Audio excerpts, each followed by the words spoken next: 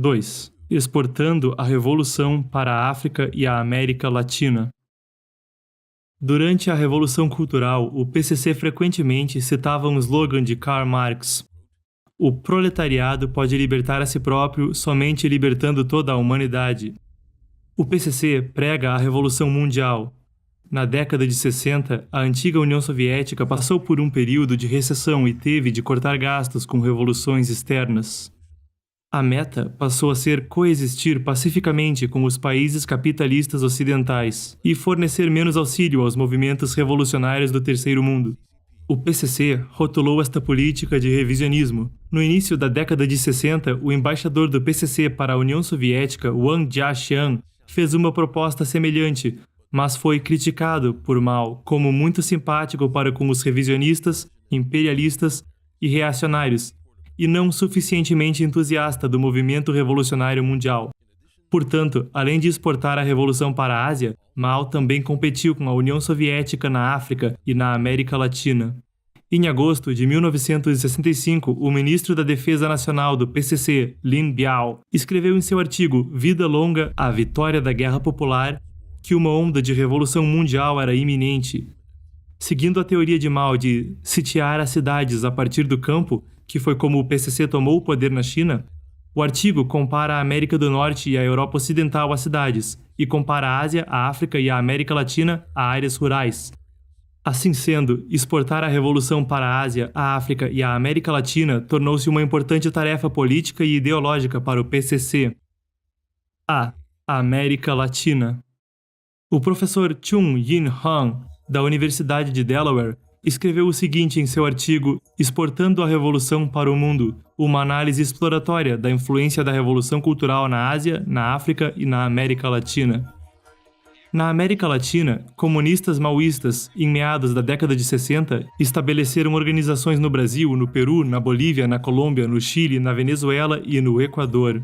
Os principais membros eram jovens e estudantes. Com o apoio da China, em 1967, maoístas na América Latina estabeleceram dois grupos guerrilheiros: o Exército Popular de Libertação da Colômbia, que incluía um batalhão feminino, imitando o Destacamento Vermelho das Mulheres, chamado de Unidade Maria Cânio, e a guerrilha de Nhancahuazú, da Bolívia, ou Exército de Libertação Nacional da Bolívia. Alguns comunistas na Venezuela também deflagraram atos de violência armada no mesmo período. Além disso, o líder do Partido Comunista Peruano, Abimael Guzmán, foi treinado em Pequim no final da década de 60. Além de estudar explosivos e armas de fogo, mais relevante foi sua compreensão do pensamento maoísta, particularmente das ideias de transformar o espírito em matéria, e de que, com a abordagem correta, pode-se passar de não ter pessoal a ter pessoal, de não ter armas a ter armas, e outros mantras da Revolução Cultural. Guzmán foi o líder do Partido Comunista Peruano, também conhecido como o Sendeiro Luminoso, que foi classificado pelos governos dos Estados Unidos, do Canadá, da União Europeia e do Peru como uma organização terrorista. Em 1972, quando o México e o PCC estabeleceram relações diplomáticas, o primeiro embaixador chinês no México foi Xiang Shanghui. Xiang era um agente de inteligência do PCC enviado para monitorar Hu Jongnan, um general do exército da República da China durante a Guerra Civil Chinesa. A intenção por trás de torná-lo embaixador era coletar inteligência, inclusive sobre os Estados Unidos, e interferir com o governo mexicano. Apenas uma semana antes de Xiang Shanghui assumir o posto, o México anunciou a prisão de um grupo de guerrilheiros treinados na China. Era mais evidência das tentativas do PCC de exportar a revolução.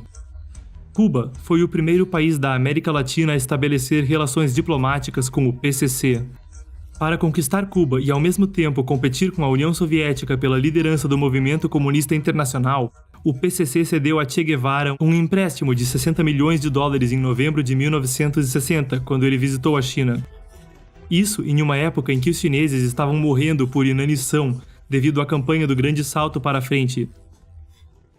Zhou Enlai também disse a Guevara que a dívida poderia ser diluída por meio de negociações. Quando Fidel Castro começou a se alinhar à União Soviética após as relações sino-soviéticas se deteriorarem, o PCC enviou uma imensa quantidade de panfletos de propaganda para oficiais cubanos e civis através da Embaixada de Havana, em uma tentativa de instigar um golpe contra o regime de Castro. B. África. Chan também descreveu no artigo Exportando a Revolução para o Mundo como o PCC influencia a emancipação de países africanos e os rumos que tomam após a independência. Segundo relatos da mídia ocidental, antes da década de 1960, alguns jovens revolucionários da Argélia, da Angola, do Moçambique, da Guiné, de Camarões e do Congo receberam treinamento em Harbin, Nanquim e outras cidades chinesas.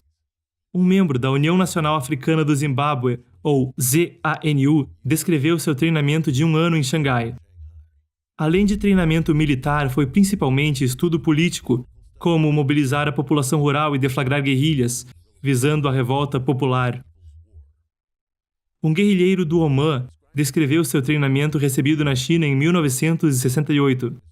Ele foi enviado por sua organização primeiro para o Paquistão e em seguida pegou um voo para Xangai e depois para Pequim. Após visitar escolas modelo e comunas na China, ele foi enviado para um campo de treinamento para instrução militar e educação ideológica. A ementa, com as obras de Mao Tse-tung, era a mais importante do programa. Os alunos precisavam decorar muitas frases de Mao. A sessão sobre disciplina e sobre como interagir com a população rural era muito similar às 3 disciplinas principais e 8 itens de atenção do Exército da Libertação Popular. Os alunos africanos também presenciaram a China durante a Revolução Cultural. Por exemplo, durante uma visita a uma escola, quando um professor perguntou como tratar elementos infratores, os alunos responderam repetidamente em uníssono: matar, matar, matar. Ao fim do treinamento, cada aluno omanense recebeu um livro de Mao traduzido ao árabe. O apoio à Tanzânia e à Zâmbia foi o maior dos projetos de revolução do PCC no exterior na África na década de 60. O PCC enviou um grande número de especialistas do escritório da indústria têxtil de Xangai para ajudar a construir a Fábrica Têxtil da Amizade Tanzaniana. A pessoa responsável injetou um forte viés ideológico nestes projetos de auxílio. Ao chegar na Tanzânia, ele organizou uma equipe de rebeldes, içou a bandeira vermelha de 5 estrelas da RPC no canteiro de obras, ergueu uma estátua de Mao com frases suas, tocou canções da Revolução Cultural e entoou citações maoístas. O canteiro de obras tornou-se um exemplo da Revolução Cultural no exterior. Ele também organizou uma equipe de propaganda para promover o pensamento maoísta. A Tanzânia não estava feliz quanto às tentativas do PCC de exportar a revolução. Mais tarde, Mao decidiu construir uma ferrovia ligando a Tanzânia e a Zâmbia, que também conectaria o leste do continente ao centro e o sul. A ferrovia passava por montanhas, vales, rios turbulentos e florestas exuberantes. Muitas áreas ao longo do trajeto eram desertas e habitadas somente por sua fauna. Alguns dos leitos das estradas, pontes e túneis foram construídos sobre alicerces de silt e areia, tornando o trabalho extremamente difícil. Foram construídas 320 pontes e 22 túneis. A China enviou 50 mil trabalhadores, dos quais 66 morreram, e gastou quase 10 bilhões de yuans. A obra demorou 6 anos, entre 1970 e 1976. No entanto, devido à má gestão e à corrupção na Tanzânia e na Zâmbia, a ferrovia foi à falência. O custo da ferrovia em valores atuais seria de centenas de bilhões de yuans chineses, ou de dezenas de bilhões de dólares americanos. 3. Exportando a revolução para a Europa Oriental. A. Albânia. O PCC não somente exportou revoluções à África e à América Latina, mas também despendeu muitos esforços para influenciar a Albânia, outro país comunista.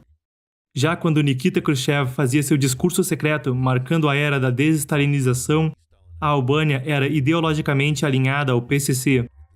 Mao estava muito satisfeito e começou um programa de auxílio à Albânia, independentemente dos custos. O repórter Wang Hongqi, da agência de notícias Xinhua, escreveu: entre 1954 e 1978, a China forneceu auxílio financeiro 75 vezes ao Partido do Trabalho da Albânia. O total do acordo era de mais de 10 bilhões de yuans chineses.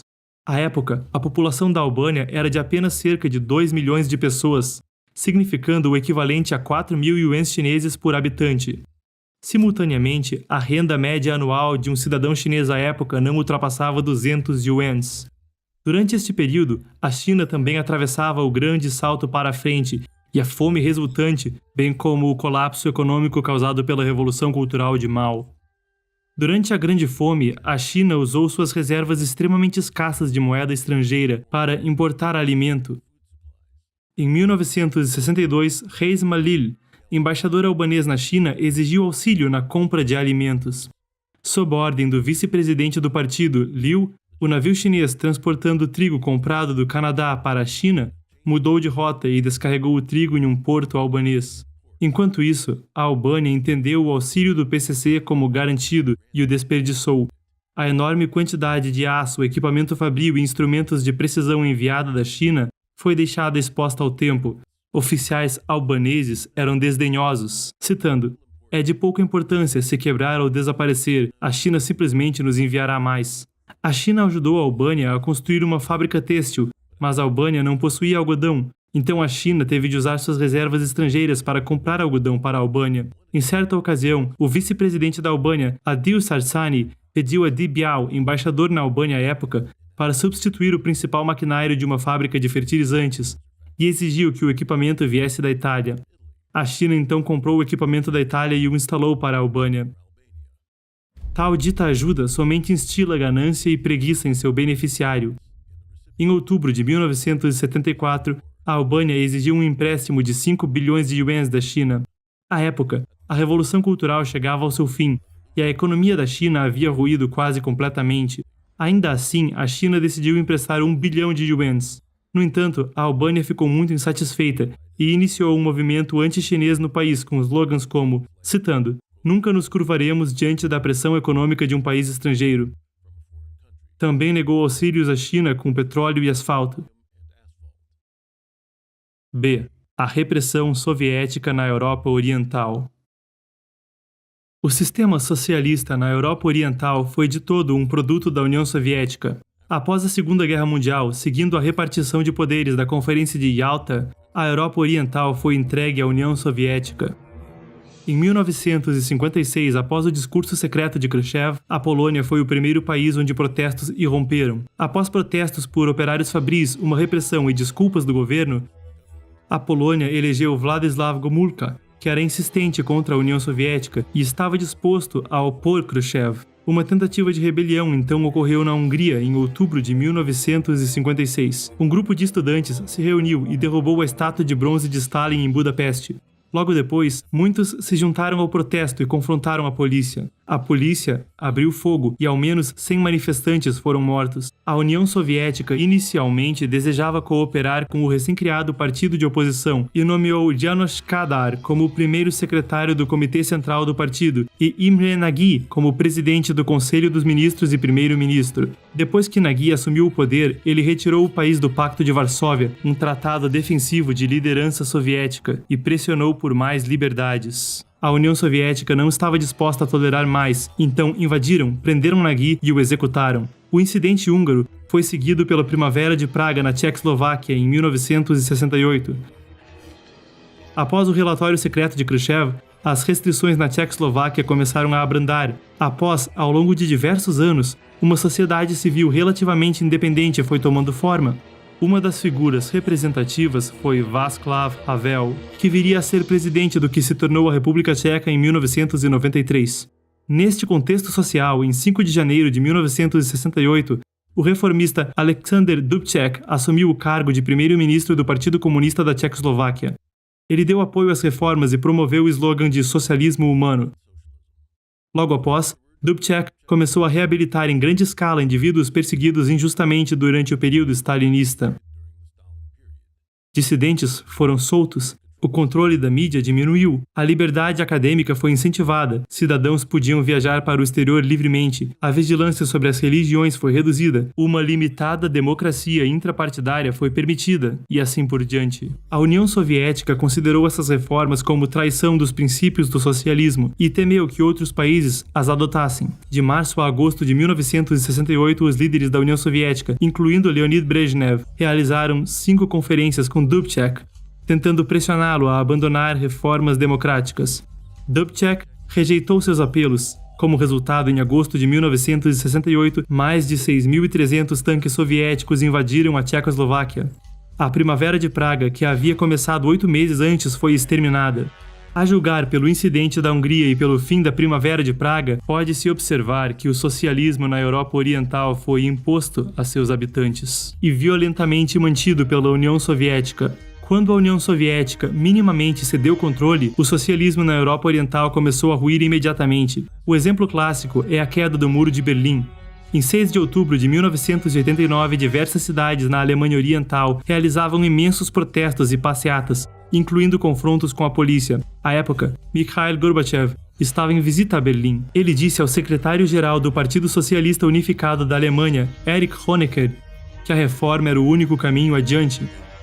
Imediatamente depois, a Alemanha Oriental suspendeu as restrições de viagem para a Hungria e para a Tchecoslováquia. Isso permitiu que multidões desertassem para a Alemanha Ocidental através da Tchecoslováquia, e o Muro de Berlim já não podia conter as massas em fuga. Em 9 de novembro, o leste desistiu da partição. Dezenas de milhares de cidadãos correram a Berlim Ocidental e o muro foi demolido.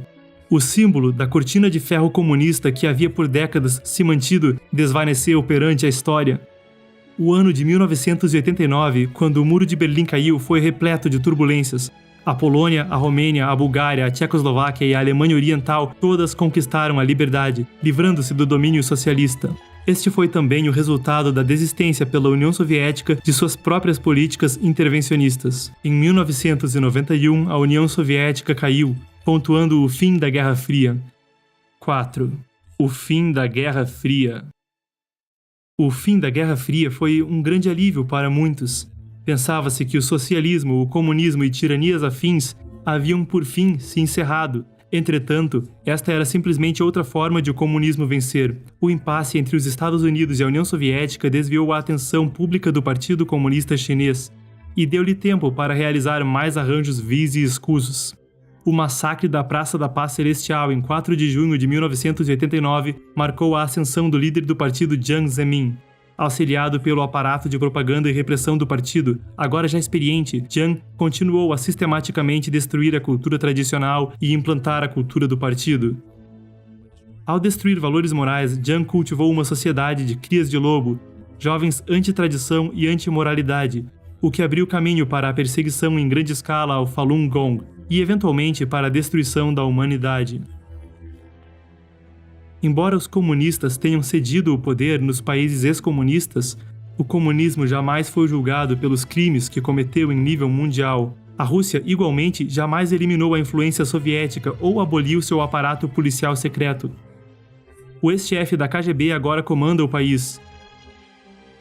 Ideologias comunistas e seus adeptos não apenas ainda existem, mas estão disseminando sua influência pelo Ocidente e mundo afora.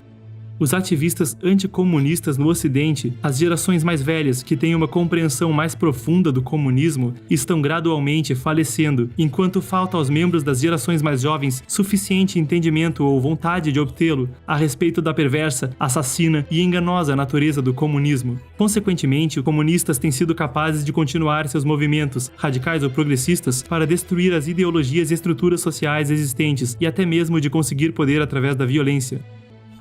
A Praça Vermelha segue vermelha. Conforme outros países ex-comunistas exigiam sucessivamente sua independência, as pessoas na União Soviética também ansiavam pela mudança. A política tornou-se caótica, a economia entrou em colapso e a Rússia foi isolada em suas relações exteriores. Então, o presidente russo Boris Yeltsin declarou que o Partido Comunista Soviético era ilegal e restringiu suas atividades. As pessoas energicamente expressaram seu desprezo de longa data pelo partido, e em 26 de dezembro de 1991, o Soviete Supremo aprovou uma lei para dissolver a União Soviética, marcando o fim de seus 69 anos de governo. Mas como poderiam ideologias comunistas profundamente enraizadas ceder tão facilmente? Yeltsin deflagrou uma campanha de descomunização ao estabelecer a Federação Russa. Estátuas de Lenin foram derrubadas, livros soviéticos foram queimados, ex-funcionários do governo soviético foram demitidos e muitos artefatos de cunho soviético foram destruídos ou queimados. Mas isso tudo ainda não avalia a essência do comunismo. O movimento de desnazificação após a Segunda Guerra Mundial foi muito mais completo, desde os julgamentos públicos de criminosos de guerra nazistas ao expurgo da ideologia fascista. A própria palavra nazista agora carrega uma conotação vergonhosa. Mesmo hoje, a caça aos ex-nazistas continua para levá-los à justiça. Infelizmente, para a Rússia, onde forças comunistas ainda eram robustas, a ausência de um expurgo completo do comunismo gerou a possibilidade de seu retorno. Em outubro de 1993, apenas 2 anos após os cidadãos de Moscou ocuparem as ruas para exigir sua independência e democracia, dezenas de milhares de cidadãos de Moscou marcharam até a praça da cidade, gritando os nomes de Lenin e Stalin, e agitando antigas bandeiras soviéticas. A manifestação de 1993 consistia de comunistas pedindo o reestabelecimento do sistema soviético. A presença de militares e da polícia somente intensificou o confronto. No instante crítico, os serviços secretos e oficiais militares optaram por apoiar Yeltsin, que então enviou tanques de guerra para conter a crise. Ainda assim, forças comunistas persistiram e fundaram o Partido Comunista Russo, que se tornou o maior partido político do país, até ser substituído pelo atual partido governante, o Rússia Unida, de Vladimir Putin. Nos últimos anos, em algumas pesquisas, como as conduzidas pela TV RBK de Moscou entre 2015 e 2016, muitos entrevistados, cerca de 60%, disseram que a União Soviética deveria renascer. Em maio de 2017, muitos russos comemoraram o 100º aniversário da ascensão da União Soviética ao poder. A União da Juventude Comunista Soviética, Komsomol, que foi estabelecida durante a União Soviética, realizou uma cerimônia de juramento para jovens ingressando na Praça Vermelha de Moscou diante do túmulo de Lenin. No evento, o presidente do Partido Comunista Russo, Gennady Zyuganov, afirmou que 60 mil novos recrutas haviam filiado-se ao partido recentemente e que o Partido Comunista continuava a sobreviver e a se expandir. Somente em Moscou, há quase 80 monumentos em homenagem a Lenin, cujo corpo sepultado na Praça Vermelha permanece uma atração a turistas e seguidores. A Praça Vermelha segue vermelha. A KGB nunca foi cabalmente exposta e condenada pelo mundo. O comunismo continua presente na Rússia e adeptos do comunismo ainda abundam. B. A calamidade vermelha continua. Atualmente, existem 4 países governados por regimes autodeclarados comunistas: China, Vietnã, Cuba e Laos. Embora a Coreia do Norte tenha abandonado o comunismo marxista-leninista superficialmente, praticamente ainda é um estado totalitário comunista. Antes da Guerra Fria, havia 27 países comunistas. Agora, há 13 países, onde é permitido que partidos comunistas participem na política, enquanto há atualmente cerca de 120 países com partidos comunistas registrados.